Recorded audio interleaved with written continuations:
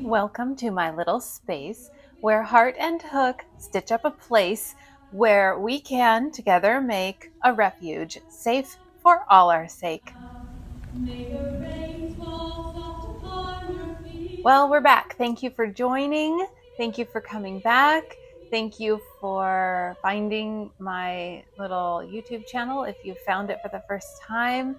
I've been doing a weekly vlog every week now this is number 65 or 66. Oh my gosh, I can't remember. I'll get that straightened out before I post this. But so at the end of last week's vlog, you saw me I was midway through another Nana doll. And this one, I have now finished it. And so let me show you the little bit of progress that I did. I did a time-lapse capture, and I already did a photo shoot. So let me show you that.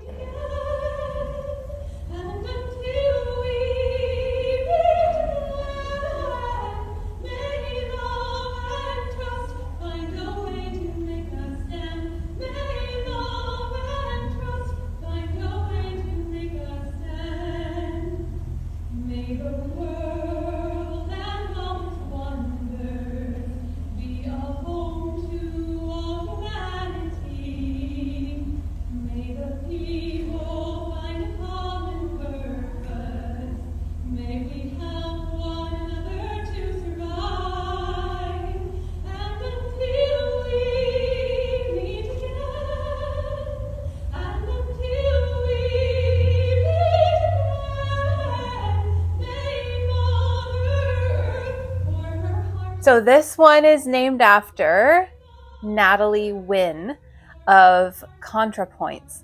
So her YouTube channel is called ContraPoints. She's a YouTuber. She does long form essay style content, and it is so beautiful. Her videos are so beautiful and interesting and philosophical, and they are such deep dives with lots of interesting side tangents, and I learn a lot from them, and I love her whole vibe, her style, and her wit, her intelligence. So definitely she is inspiring to me. My videos are nowhere near what she does. So, and I don't think I'll ever try. I'll never try to do what she does, because that's pretty special what she does. So this is what I've named after her. So this is Nana Natalie, and she is number 82 in my series. So if you're interested in purchasing this, it will be available along with all of my other Nanas in my Etsy shop. And the proceeds of these are going to the ACLU. Also, go check out ContraPoints, Natalie's YouTube channel, because it is so worthwhile.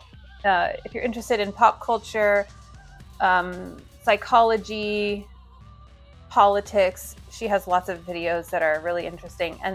And she doesn't just like throw out lots of content all the time like I do.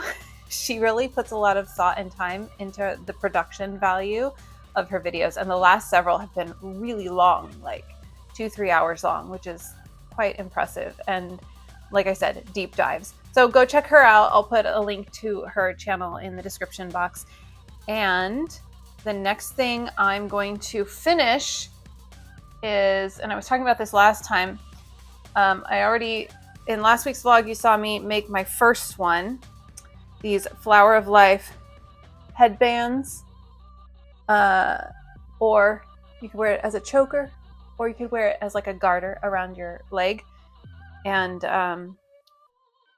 side note, if in my last video I was saying girder, I realized my mistake. I had girder in my mind, and I just kept feeling like it was wrong, but like that's what kept coming to mind. It's garter, like a garter belt.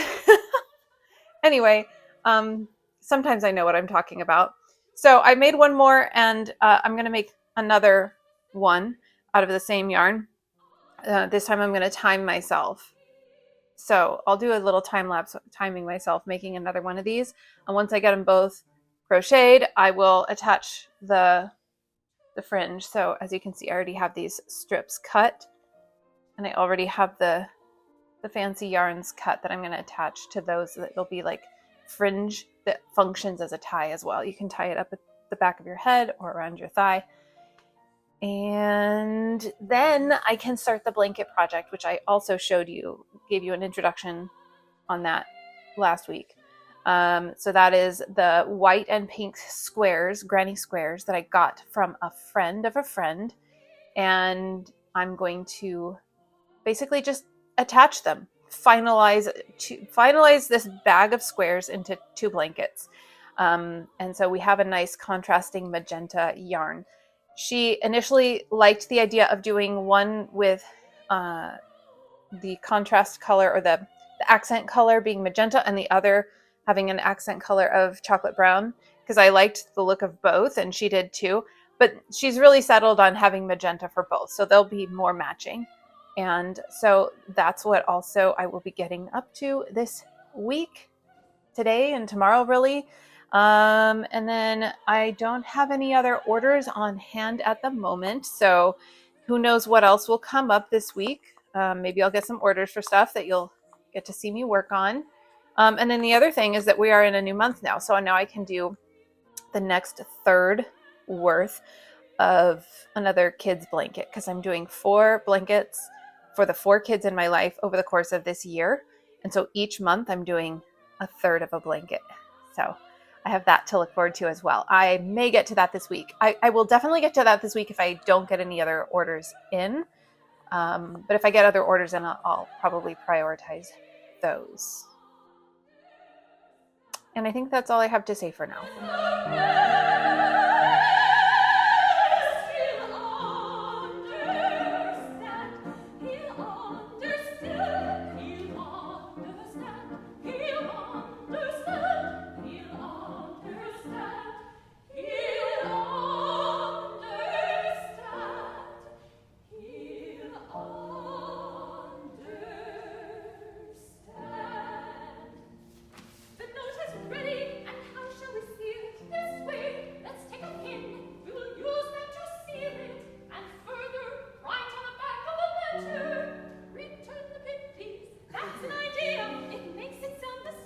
This week I got one really lovely review, and then I got this one. Item was never received. Inquired as to status, was told it had been shipped, never did receive any tracking information, etc. And of course it's a 1 star. So I searched for this person's name in my messages and I didn't find anything, because I was really curious about that. I was like, I would not be telling somebody to wait for their doll if they bought a pattern. So I wrote to this person. Hi, I saw that you left me a negative review on the crochet pattern you purchased. I searched for your name in my messages and never saw you reach out to me with any inquiries. You purchased the crochet pattern to make the doll. It is ready to download in PDF format from your purchases here on Etsy. If you purchased this on accident, I can still refund it as long as you don't download the pattern. If you'd like the finished item, I have it listed here, and I gave the link, but it does cost quite a bit more than the pattern because it takes a few hours to make. I am a full-time crochet artist, so I hope you understand how important positive reviews are to me. I go to great lengths to show that this item is indeed a crochet pattern and not a completed item, making sure to include that fact in the title, description, and even written across the cover image. I hope you'll consider removing your review. And I included the following images showing where it says crochet pattern all over. I have even images of the pages of the pattern, instant download. It's a digital file. This is not a completed doll. Here's the list of things you need to make it. And the customer reviews right below say it's an easy to follow pattern. Well, he did get right back to me and apologized, saying it was his fault, and he adjusted his review to be 5 stars, even though he left all the wording the way it was. So, go figure. At least it'll help my algorithm with the 5-star review.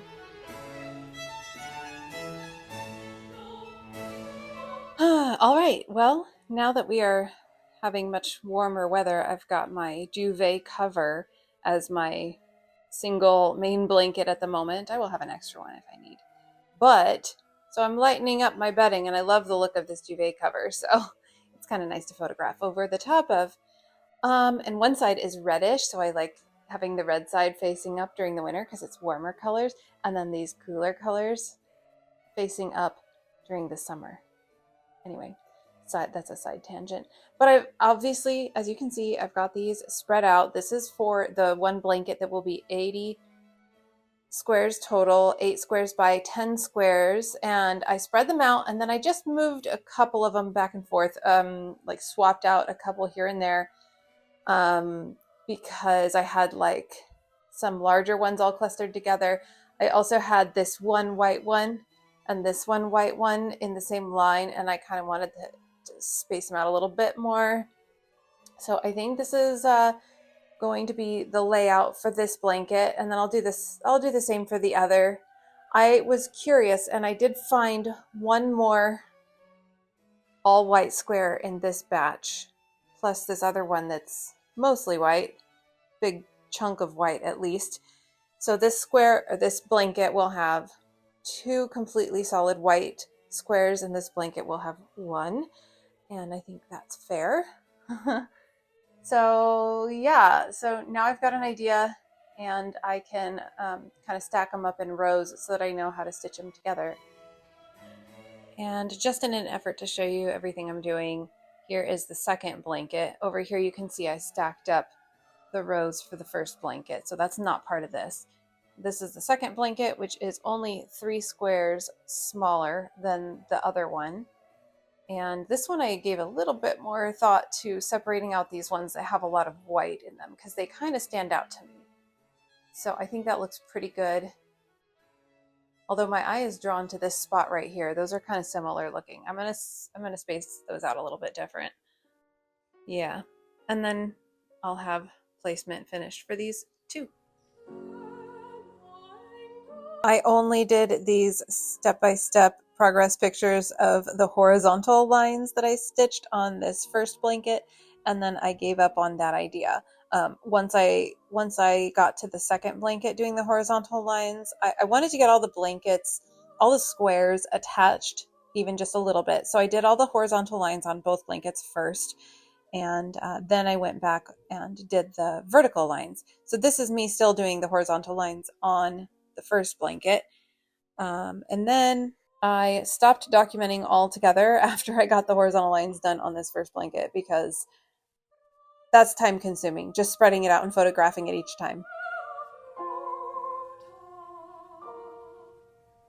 Here I'm getting started on the second one, and I took this picture just to show how sort of vibrant this pink is, even though it doesn't show up in the pictures at a greater distance.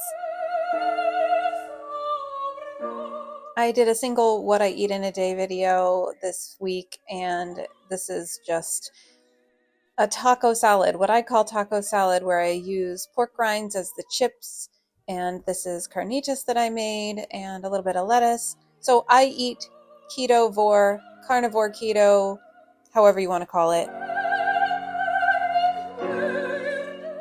I'm only shipping out one item today, and it's for a Superior Court judge. Yay! And this is what it looks like modeled. And here we are, just living our best lives.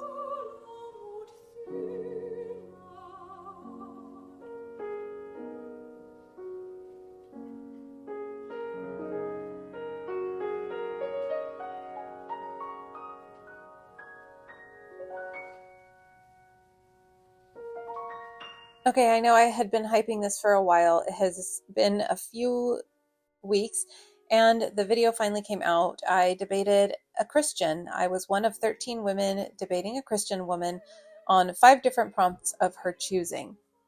I went out of my comfort zone, and I did this thing that I'd never done before. So I was a part of this video, and I'm thinking I have more to say on each of these prompts, even though I was only able to speak on one of these prompts. So I was thinking I should do a reaction video, a response video to each one of these prompts, potentially. What do you think?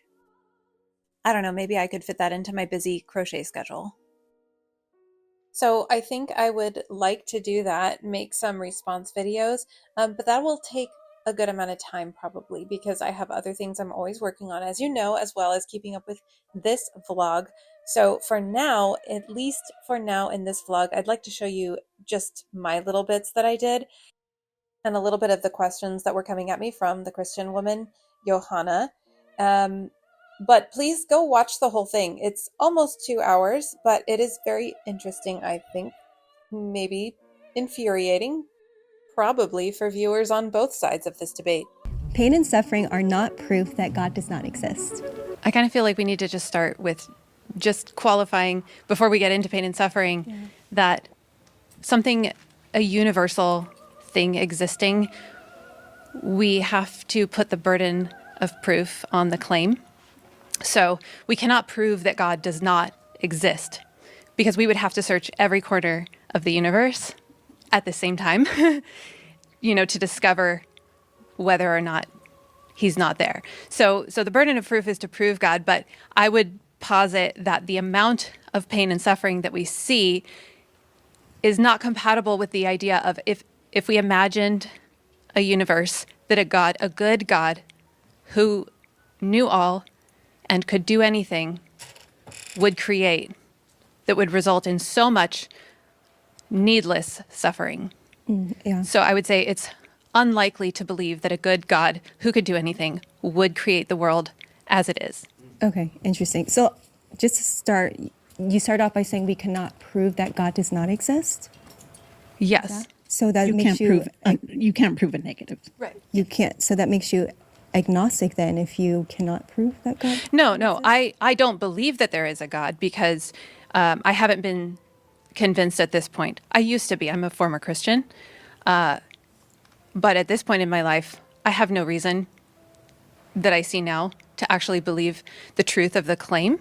I do wish that I had taken a second to explain agnosticism, and also that I hadn't said no, because I am an agnostic, but I'm also an atheist. What I meant is no, that doesn't mean I'm not an atheist. Agnostic means you don't know. Atheist means you don't have a belief in a God. I would assume that most of the atheist women here are also agnostic atheists. Okay. So I don't believe. Just not believing in a God means you're an atheist. But admitting that we can't know for certain, like if God does exist, we could discover it if we found evidence. But that hasn't been presented enough, obviously, because we have all of us here that don't believe.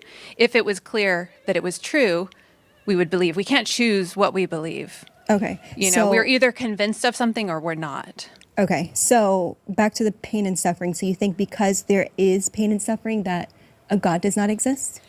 I think that if we were to imagine a world created, put into existence by a good God that wanted to see good things, that loved the creation, the people walking around, all of the creatures, that we wouldn't see all the pain and suffering that we do.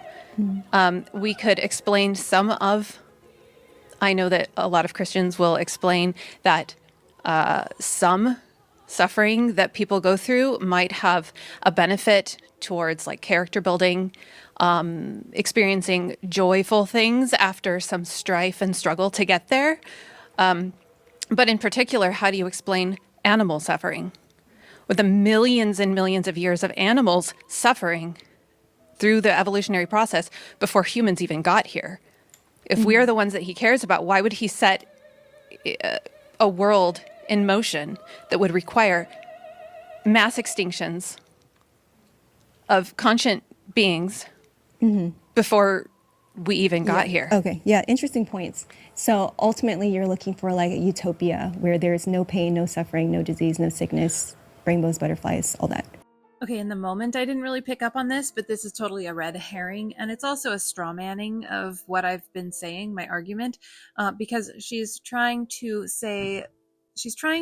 belittle my point by saying that, oh, you are looking for a utopia, huh? But then I also realized later on when she gets to talking about basically a utopia that God creates in heaven for us, that she was trying to bait me into a talking point that she had pre-prepared. And I think ultimately me not taking her bait was frustrating her. No, I'm not looking for a utopia. I'm living in this world. Yeah. This is all I know. Well, I know, but ultimately you would prefer that, like no sickness, no disease. I'm not putting a preference on it. I'm looking at the world as we see it, and I'm hearing your claim and Christians' claims about a good God existing. Yeah. And I'm trying to make sense of the world as I see it. Right. And there's just so much contradicting the idea that a good God who could do anything Right. would put it into place this way.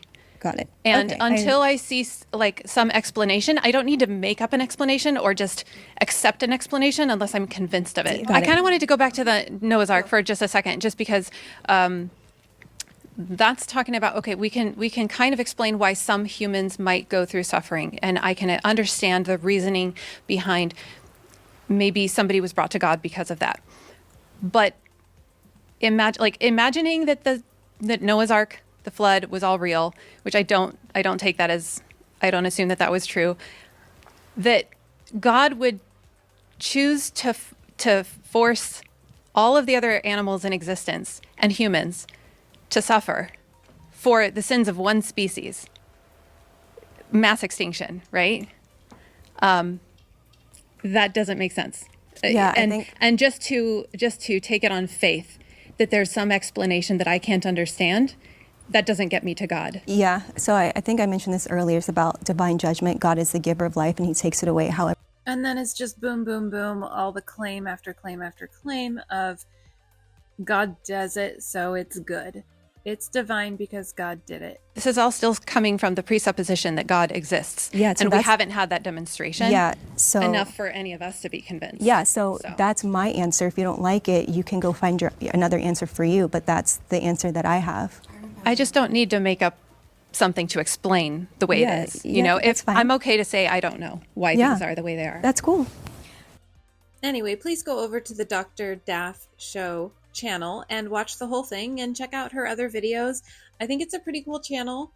Some very interesting discussions that she hosts, and I would be interested in doing this again. I do feel like I stretched my brain in preparation for this, and in doing this, I've never done anything like that before, as I said, and I would be willing to do it again. Let me know what you think. Let me know how you think I did. And then I worked on my blankets while on the drive to go see Ringo and the All-Star Band. So that's Ringo there in the red jacket. And that's him singing. And that's him at the drum set.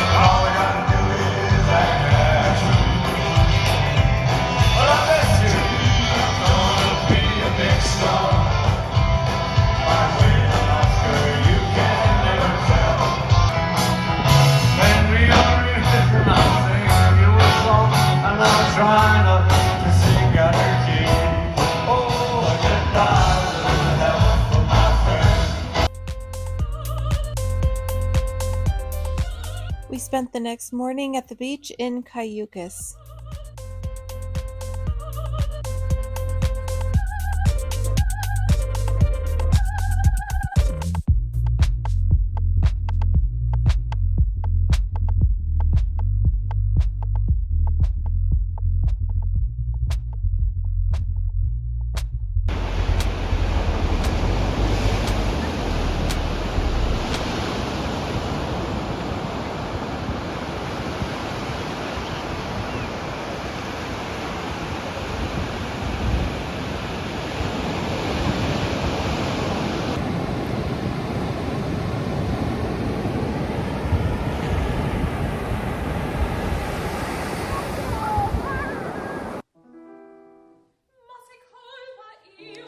All right, I'm back home now. So I'm feeling kind of tired. I ended up getting a little bit of a sunburn, as you can see. I think it'll go away by morning. I got some artwork from a child, from one of my girls. She gave me a list of things I could choose, and I said goose. And unfortunately, I got a few water droplets on it when I was washing some lettuce, and I was a little sad, but I was still able to come here and show you. And she asked me what his name should be, and I said Doug. I don't know, it's just the name that came to mind. we stopped by Harmony, California. We went to the beach in Cayucas, and I liked this ring, and my partner got it for me. It's I think it goes really nicely with my other rings. It's just a tiny bit big. Most of the other rings were too small for my fingers. This one is just a touch on the loose side. So I'm gonna find out about getting like one of those ring, I don't know, sizers. I don't know what it's called, where you put it along the inside here and it just makes it fit a little bit smaller. So, but I love it, and it'll probably be an everyday kind of thing like these two have now become. This one has been an everyday thing for a long time, and ever since I got this one, it's been the same.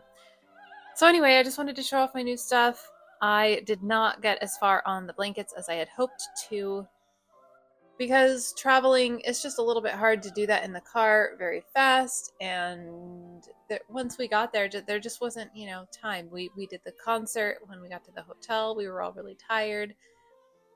So tonight and probably tomorrow I'll keep working on the blankets, and I'll let you see them when they're finished.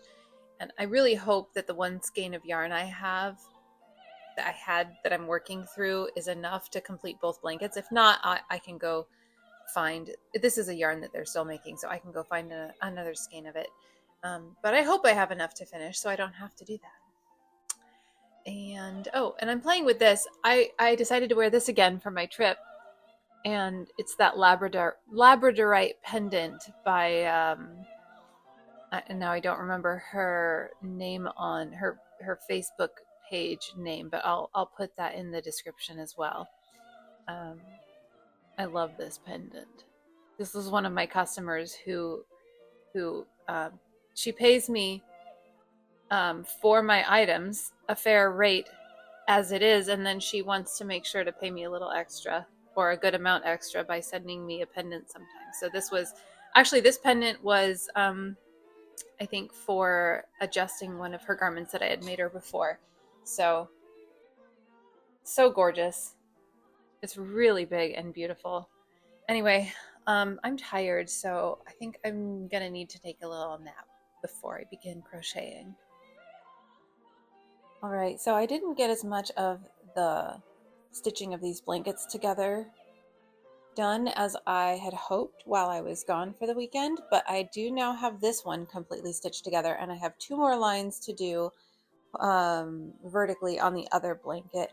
The only thing I don't like when I start taking pictures or videos of these is that this yarn that I'm using to stitch them together, the accent color, it looks so dark in pictures and videos, and it's way more bright in person. Let's see if I can focus there. It really is like it's a deep magenta, and it's really hard to capture what it actually looks like in person on video or in pictures. But there we have it. It's so pretty. It's so much more pretty in person, I swear. But maybe it'll show up nicely when I go outside to take photographs, because I'm gonna prance around in these outside for a photo shoot when they're finished. Okay, you'll have to bear with me because the light in here right now is terrible for showing off this beautiful color until I get really close. Oh, even right there. But I do have the edge done, the border done on the 8x10 blanket, and I still have it to do on the 11x7 blanket. And funny story, the perimeter on an 11x7 blanket is the same length as the perimeter on an 8x10 blanket. And I just discovered this, and I was kind of flipping out, and I was like, oh yeah, math is sometimes funny like that, because 8 plus 8 plus 10 plus 10 is 36, and 7 plus 7 plus 11 plus 11 is also 36. So even though they are 3 squares apart, they have the same perimeter. Go figure. Yeah, if you're way into math, you're like, duh, Aileen, duh. So I was really glad, because I thought I didn't have enough yarn, but I was really glad I found another skein of this. And I have enough now to finish both blankets, but I don't have enough time to finish them before I need to edit this video and get it posted tomorrow. So Also, as you can see on this first blanket that I finished, it's actually not finished yet because I have all these little ends to weave in, and that won't take very long, but I do need to get this video ready, and I will show the finished blankets in next week's vlog. And if you watch my channel, I mean my shorts and my reels anyway on any of my social medias, you'll see these blankets finished pretty soon, sooner than next week's vlog comes out anyway. But with that, I will say, crochet hooks and colors bright, crafting wonders day and night. Join the fun, come see it through, subscribe and I'll create for you. But before we are really truly done with this video, I'm including everything I made in May. So here's my May recap, in case you had any question about whether I make enough in a month.